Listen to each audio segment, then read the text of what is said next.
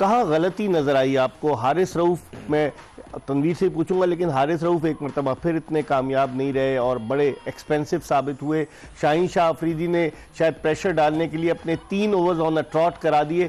क्या देखते हैं लाहौर कलंदर्स की शिकस्त की वजूहात में सबसे बड़ी वजह क्या हो सकती है?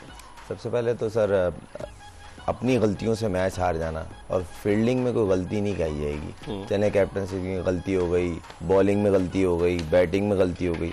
एक फील्डिंग एक वाहिद शोबा ऐसा है जिसमें आप जितनी भी कर लें अपने ऊपर मेहनत, उसका रिजल्ट आता ही आता है।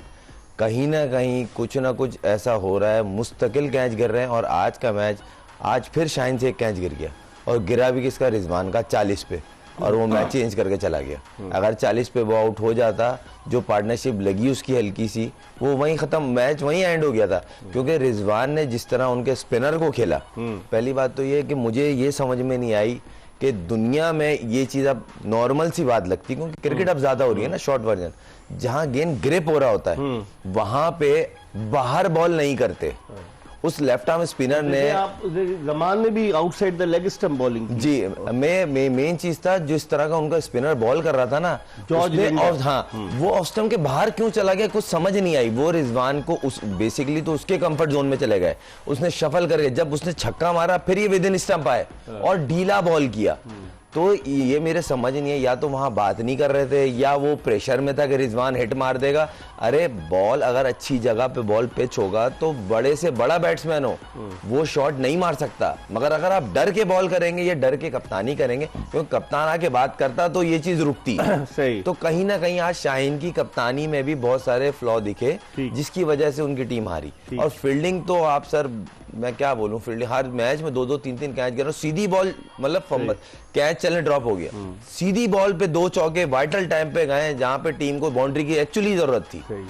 तनवीर, अब तक जो है 17 कैचेस ड्रॉप हुए, 17 में से 8-9 कैचेस जो है वो मुल्तान सुल्तान्स की टीम ने ड्रॉप किए, और लगता है खुशदिल शाह और कैचेस ड्रॉप करने में मुकाबला हो रहा है। खुशदिल शाह ने कल भी 2 कैच ड्रॉप किए, आज भी 2 कैच ड्रॉप किए। फील्डिंग का मयार नजर नहीं आ रहा, आपकी क्या राय है?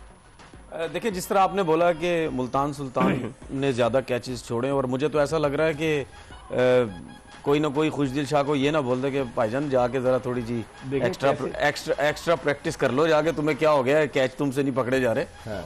लेकिन मेरा तो सवाल सबसे पहले ये है कि टॉस जीत के फिर वही काम कर रहे हो आप डिफेंड करने की कोशिश कर रहे हो, क्यों कर रहे हो, मेरी समझ से बाहर है।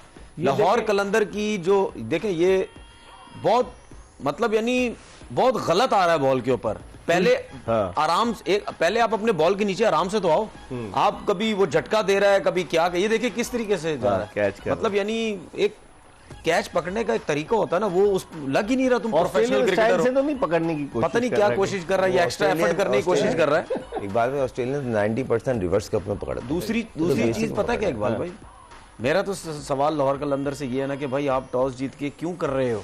वो कंफर्टेबल फील करते हैं ना कि वो कहते हैं हम हदफ को डिफेंड कर सकते हैं। इनको अभी भी समझना चाहिए भाई, आपकी बॉलिंग उस तरह नहीं परफॉर्म कर रही। मैं पहले दिन से कह रहा हूं कि ये बॉलिंग नहीं लग रही डिफेंड करने वाली। ना आपके पास राशिद है, राशिद के अलावा भी आप देख लें, हम सिकंदर की बात करते थे, उन्होंने भी 2 ओवर में 24 रन दे दिए। हम इसकी बात कर रहे थे जमान की, उन्होंने 1 ओवर पहले मैच पूरा करवा दिया। आज शाहीन ने कुछ बेहतर बॉलिंग की, हारिस रऊफ विकेट्स नहीं दिला पा रहे, आपके बीच में विकेट्स ही नहीं मिल पा रहे। तो भाई इनको ये फैसला किसी ना किसी तरीके से चेंज करना पड़ेगा। जब तक आप मैच नहीं जीतोगे, मुझे एक बात बताएं, इनके ऊपर प्रेशर इनकी बॉलिंग के ऊपर इतना है और वो रन डिफेंड करने की कोशिश कर रहे हैं। भाई आपसे रन डिफेंड नहीं होंगे, क्योंकि आपका कॉन्फिडेंस लेवल बिल्कुल खत्म हुआ है। वापस उस सूरत में आएगा जब आप पहले बॉलिंग करेंगे, जब आपको विकेट्स मिलेंगी, दूसरी टीम 150 पे आउट करोगे, ठीक है, उसके बाद आप रन्स चेस करोगे, तब आपका कॉन्फिडेंस वापस आएगा। अदरवाइज अगर आप एक मैच और हार गई ना ये टीम, ये क्वालिफाई नहीं कर सकी, इसी तरह बाहर हो जाएगी। देखते हैं खुर्रम, लेकिन ये बताएं कि जिससे आज तो हारिस रऊफ ने फिर भी 3 ओवर में 25 रन दिए। अगर आप चौथा ओवर मिलता तो काम हो गया था। चौथा ओवर, लेकिन वो आखिरी ओवर तक गया नहीं, आखिरी उन्हीं का था।